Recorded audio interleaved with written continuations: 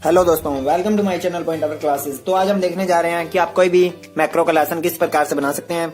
जैसे कि बच्चे कहते हैं कि हमें साइंस का टॉपिक चाहिए या हमें एसएसटी का टॉपिक चाहिए, तो प्लीज आप हमें कमेंट सेक्शन में ये बताइए कि आपको कौन से टॉपिक से रिलेटेड माइक्रो टीचिंग या मैक्रो टीचिंग का लेसन चाहिए। तो आप कहते हैं कि हमें साइंस का लेसन चाहिए, तो साइंस के तो लेसन बहुत तरह के हैं, जैसे मैथ्स के लेसन हो गए, ठीक है, फिजिक्स के लेसन हो गए, बायो के लेसन हो गए। तो प्लीज आप हमें एक क्या टॉपिक बताइए जिससे कि रिलेटेड हम आपका मैक्रो लेसन या माइक्रो लेसन की हम टीचिंग आपको बता सकेंगे, किस तरह से आपने उस लेसन को पढ़ाना है या किस तरह से आपने उस लेसन को बनाना है। तो चलिए देखते हैं हम किस तरह से लेसन को बनाया जाता है।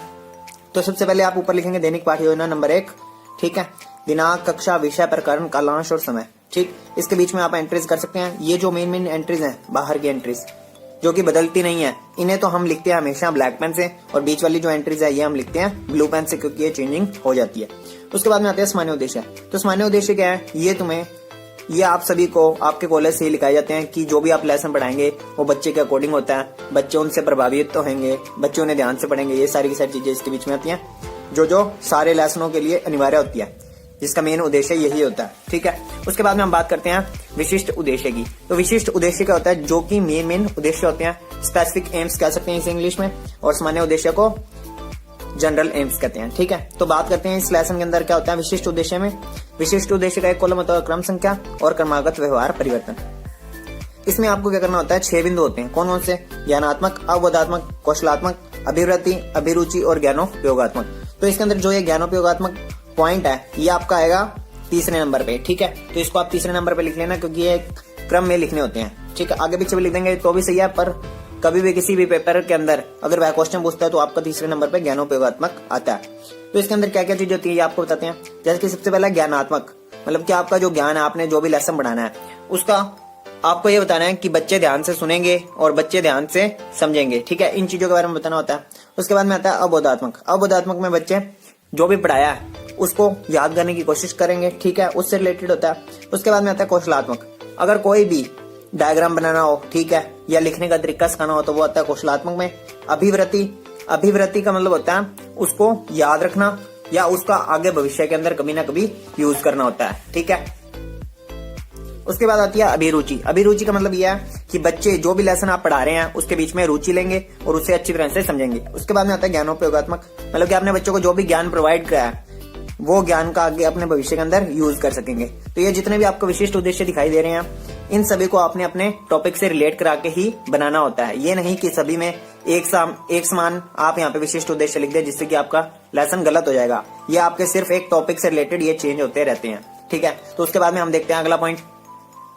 उसके बाद आपकी आती है सहायक सामग्री, और इसके बाद में जो आपका चौथा पॉइंट बनेगा वो बनेगा पूर्व ज्ञान, ठीक है। सहायक सामग्री में क्या आपने जो भी लेसन पढ़ाते वक्त चीजों का यूज किया वो आप इसके बीच में लिखेंगे सहायक सामग्री में, और पूर्व ज्ञान में ये लिखेंगे कि जो आपने टॉपिक पढ़ाया उसके बारे में बच्चे सामान्य जानकारी पहले से ही रखते हैं। उसके बाद में आती है विधि प्रविधि। विधि प्रविधि का मतलब ये है कि आपने जो भी लेसन पढ़ाया तो उसमें किन किन विधियों का यूज किया है उसको लिखना होता है, ठीक है। ये आपका पॉइंट या कॉलम या आपका लेसन प्लानिंग के बीच में भी बनेगा, वो आपको दिखाते हैं। उसके बाद में आती है प्रस्तावना। प्रस्तावना है ये आपकी ऐसी बनी होनी चाहिए जो कि बच्चों को पहले से ही उनके बारे में क्वेश्चन आते हो। जैसे आप देख सकते हैं ये एसएसटी की प्रस्तावना बनी हुई है। हम किस देश में रहते हैं, भारत में। तो भारत में कौन कौन से धर्मों के लोग रहते हैं, ये आपका बन गया दूसरा क्वेश्चन, ठीक है। तो इसमें जिगजैग प्रक्रिया चलती है। उसके बाद में कौन कौन से धर्मों के लोग रहते हैं, हिंदू, मुस्लिम, सिख, ईसाई। उसके बाद में अगला क्वेश्चन है हिंदुओं का मुख्य त्योहार कौन सा है, दीपावली, दशहरा, कुछ भी आप लिख सकते हैं, पर हमने लिखा है दीपावली, ठीक है। तो आपने हिंदुओं से ऐसा क्वेश्चन बनाना है कि जिससे दीपावली आ जाए, ठीक है। हिंदुओं में राम जी का कौन सा त्योहार मनाया जाता है, या हिंदुओं में कौन सा त्योहार पे पटाखे और दिए जलाए जाते हैं, तो वो है दिवाली, ठीक है। उसके बाद में अगला पॉइंट बनता है, क्वेश्चन बनता है दिवाली से 20 दिन पहले कौन सा त्योहार मनाते हैं, तो दशहरा। दशहरे के बारे में आप क्या जानते हैं, तो ये होगा आपका समस्यात्मक प्रश्न। ये आप किसी भी तरह से बना सकते हैं, ठीक है। इसे सही ढंग से अगर आपने कभी भी जरूरत पड़े आपको तो आप हमें कमेंट सेक्शन में बताइए। ये तो हमने सिर्फ नॉर्मल बनाई है कि ये छोटे बच्चों के लिए आसानी हो इसको सीखने में। उद्देश्य कथन है बच्चों आज हम दशहरे के बारे में विस्तारपूर्वक अध्ययन करेंगे, मतलब आपका जो भी टॉपिक है उसको इसके बीच में लिखा जाता है। उसके बाद में आता है आपका प्रेजेंटेशन वर्क, जिसके अंदर की आपको शिक्षण बिंदुओं का यूज करना होता है, ठीक है। तो देखते हैं कैसे करना है। तो ये जो भी आपने शिक्षण बिंदु की प्रक्रिया करनी है ये आपको अगली वीडियो में दिखाया जाएगा कि किस तरह से आपने शिक्षण बिंदुओं का यूज करना है और किस तरह से आगे आपने क्वेश्चन बनाने हैं। उसमें पुनरावर्ती क्वेश्चन किस तरह से पूछने हैं, मूल्यांकन प्रश्न किस तरह से पूछे जाते हैं, उन सभी की बात हम अगली वीडियो में करेंगे। तो please like this video, subscribe my channel and share this video. Thank you. उसके बाद में आज मैं इसके बारे में बताऊंगा कि आपने प्रेजेंटेशन के अंदर शिक्षण बिंदुओं को किस तरह से आपने यूज करना है। ठीक है, तो शिक्षण बिंदु क्या होता है? शिक्षण बिंदु होता है कि आपने जो भी एक टॉपिक लिया है उससे रिलेटेड क्या क्या टॉपिक आप इसके बीच में पढ़ाएंगे। ठीक है, तो आप बात करते हैं आपके कोई भी टॉपिक के बारे में। जैसे अगर आपने साइंस का कोई टॉपिक है, व्रत लिया, ठीक है, तो सबसे पहले आप बताएंगे कि व्रत की परिभाषा, व्रत किसे कहते हैं। ठीक है, पहला शिक्षण बिंदु के अंदर आपने उसका परिचय दे देना है, मतलब कि व्रत के बारे में थोड़ा बहुत बता देना है। ठीक है, तो उसके बाद में जो दूसरा है उसके अंदर आपको व्रत के प्रकार बताने हैं कि व्रत के कितने प्रकार होते हैं। ये आप पहले शिक्षण बिंदु के अंदर भी ले सकते हैं। व्रत का परिचय और उसके प्रकार बता देंगे 4। और उसके बाद में अगले 2 शिक्षण बिंदुओं के अंदर आप क्या करेंगे, अगर व्रत के 4 प्रकार हैं तो 2 प्रकार एक शिक्षण बिंदु में और 2 प्रकार एक शिक्षण बिंदु में। इससे आपका जो 40 मिनट का लेसन है वो आसानी से तैयार हो जाएगा। ठीक है, इसके बाद में बात करते हैं हम सामाजिक वाले बच्चों के लिए। सामाजिक वाले बच्चों में अगर तो आपके पास जियोग्राफी है, तो जैसे आपने ज्वालामुखी टॉपिक लिया है तो सबसे पहले आप ज्वालामुखी का परिचय देंगे कि ज्वालामुखी क्या होता है, ज्वालामुखी कैसे निकलता है, उसका उद्गार कैसे होता है, वो सारी की सारी चीजें। ठीक है, और उसके बाद में ज्वालामुखी के प्रकार अगर आप पहले शिक्षण बिंदु में बताना चाहें तो पहले में बता सकते हैं, नहीं तो दूसरे में बता सकते हैं। तो जो भी प्रकार है उनको आप दूसरे और तीसरे शिक्षण बिंदु के अंदर सोल्व कर सकते हैं और उसके बारे में कुछ उदाहरण दे सकते हैं। ठीक है, तो इसके बीच में क्या करना होता है, अगर आपने पहला शिक्षण बिंदु पढ़ाना तो उसके अंदर आपने 10 लाइनें लेनी है।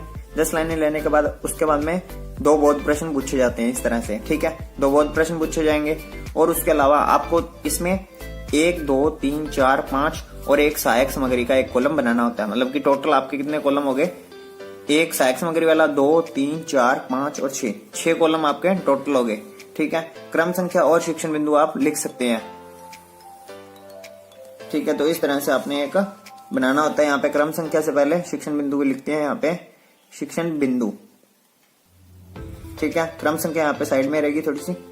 उसके बाद में हम बात करते हैं दूसरे और तीसरे शिक्षण बिंदु के बारे में। बता दिए कि किस तरह से आपने बनाना है। अगर तो प्रकार हैं तो प्रकारों के बारे में आप बता सकते हैं, या अगर आप लेसन पढ़ा रहे हैं तो लेसन में आपने क्या करना है। अगर हिंदी वाले हैं तो आपको एक जैसे लाइन है, स्टार्टिंग होती है जब से, कोई कविता है जब से स्टार्ट होती है और उसका जहां तक आपने पढ़ाना है ऐसे लाइन खींचनी है। और हमेशा तक है तो हमेशा तक ऐसे करके और ऊपर से डॉट 2 लगा देने हैं। ठीक है, तो उसके बाद में इंग्लिश वाले भी इसी तरह से करेंगे। अगर आपकी स्टोरी या कोई भी लेसन दिस से स्टार्ट होता है तो दिस से लेकर एंड जहां तक होता है वहां तक आप कर देंगे और लाइफ लिख के इस तरह से डॉट लगा देंगे, आपका जो भी लास्ट वर्ड आता है।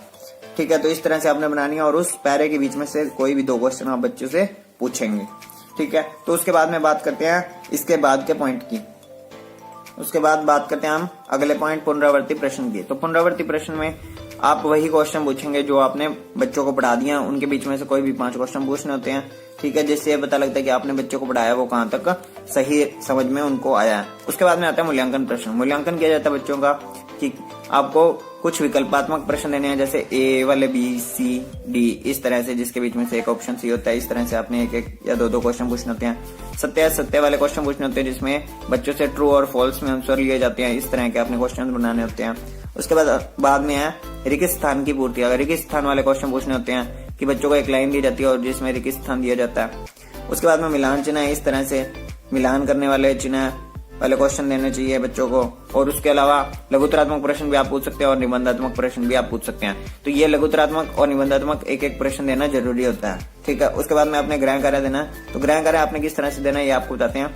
गृह कार्य में जो भी आपका टॉपिक है, ठीक है, अगर आपने कोई भी प्रकार पढ़ाए हैं तो आप क्या कहेंगे, संज्ञा के जो भी प्रकार है, जैसे जाति या व्यक्तिवाचक, जाति व व्यक्तिवाचक संज्ञा पर संक्षिप्त में टिप्पणी कर लाएं। ठीक है, तो आप ऐसे नहीं कहेंगे जातिवाचक व व्यक्तिवाचक संज्ञा लिख के लाएं, इस तरह से आप नहीं कह सकते। संक्षिप्त में टिप्पणी करके लाएं मतलब कि 5 से 6 लाइनें उसके बारे में लिख कर लाएं।